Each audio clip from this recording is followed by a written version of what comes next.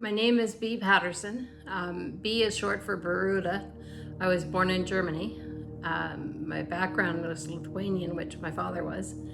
And when I was 6 months old, he decided that he and my mother would bring us back over to Canada. And that's when we emigrated here. We came to Ontario and we lived there for most of my life. About 10 years ago, I moved here to be closer to my son, who lives in Sackville, and my daughter, who lives in Moncton. And I get to see my grandkids all the time. They're great. As far as my health was really, really good up until about 4 or 5 years ago. I experienced some issues with vertigo, and I went to the doctor a couple of times, but they eventually sort of went away. I was left with a bit of dizziness though, and I kind of wondered about that. And then in 2021, in September, I fell.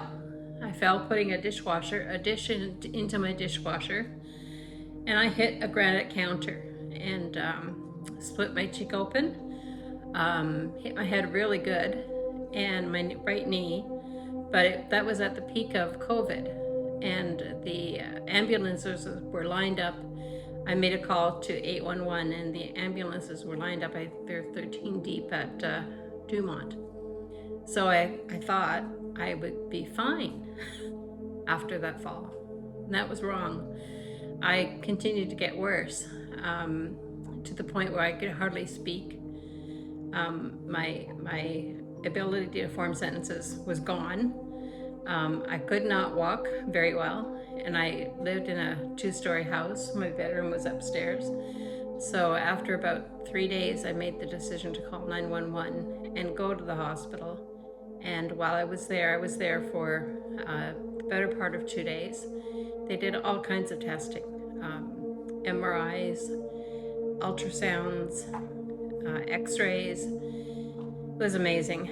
And during those 2 days, I met Dr. Marrero, and he did a couple of little exercises with me, such as using my finger to point to his finger and my nose and that sort of thing. And he seemed to have an understanding right away of what was wrong. And he said he would like me to stay at the hospital for another 4 or 5 days to do some more testing. But I had been there for 2 days already, and I was in the emergency room. There were no rooms available. People were coming in and out of the door, lots with COVID, and I was terribly afraid of catching COVID. So I said, can I come back as a patient of yours? And he said yes. Dr. Marrero did do a test for the glyphosates. He already knew. He said he already knew before he did the test that they would come back as being positive in my body. But he sent them off to the lab, and sure enough, when they came back, they tested positive for the glyphosates and a couple of other things which I don't have to study more and read about. I'm slowly learning more and more about this through talking to other people. I just joined a support group, which they've been invaluable as far as giving information. And it's shocking to know that there's possibly 200 people or more like me who are being affected by this, where we could be doing a lot of other things to help, rather than not being. It's hard to go grocery shopping. It's hard to drive anywhere. I haven't taken a trip, and I couldn't tell you how long. I couldn't take even my dog for a walk. I had to get a scooter and teach him how to walk beside it in order to get him to go out for a walk. So it's been really tough. I'll tell you how it feels. It feels, if you've seen those bobbleheads, they kind of move back and forth. There's constant movement. That's the way I feel.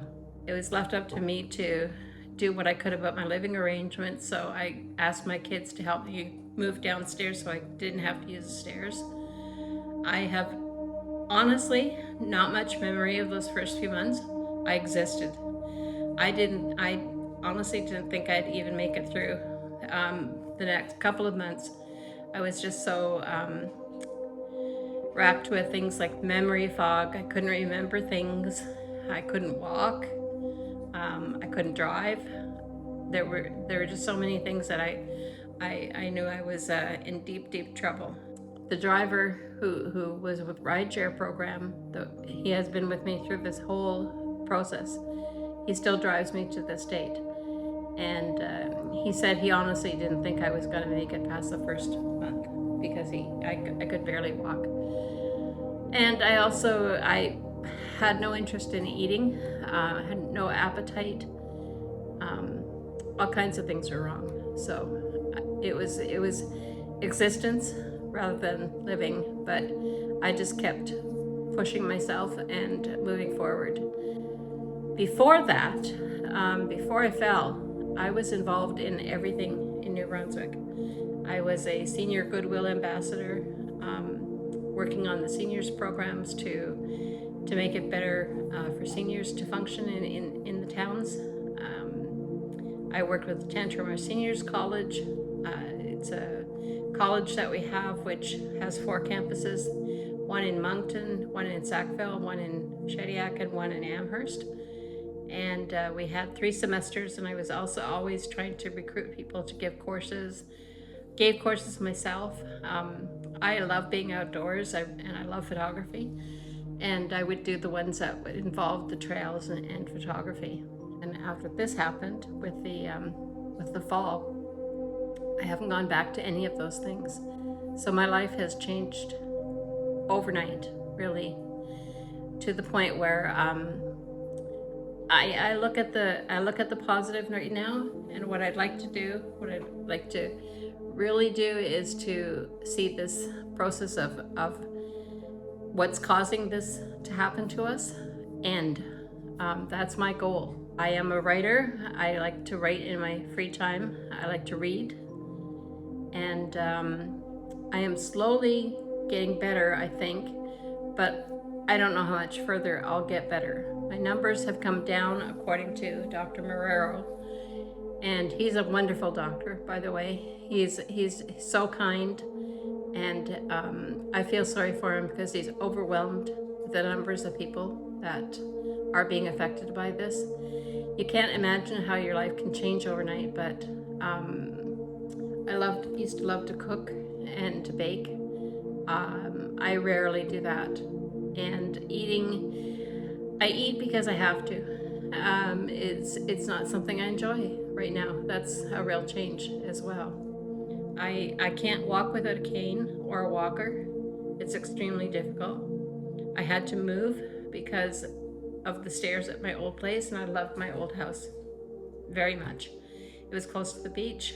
Now I live here in a construction area in Shediac, which is a great place, but it's different, and I'm having to get used to it. But it has no stairs, and it is closer to things like the grocery stores. It makes it a little bit easier, but still have trouble talking, and sometimes you just lose energy totally.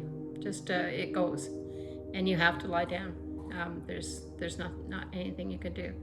Sleep is hard to come by. If I can do anything to help, I will. No one should have to go through this. It's a horrible way to live. My kids, they're very supportive, but they live in Moncton and Sackville, and they're not here with me. So I'm on my own, and it's hard. Please stop spraying. It's not good for I've seen the bird population go down. I've seen the animal population go down. Things aren't even the same as they were when I first moved here 10 years ago. It's a big change. There's not nearly as many birds, and I can't help but think that they're affected by this too.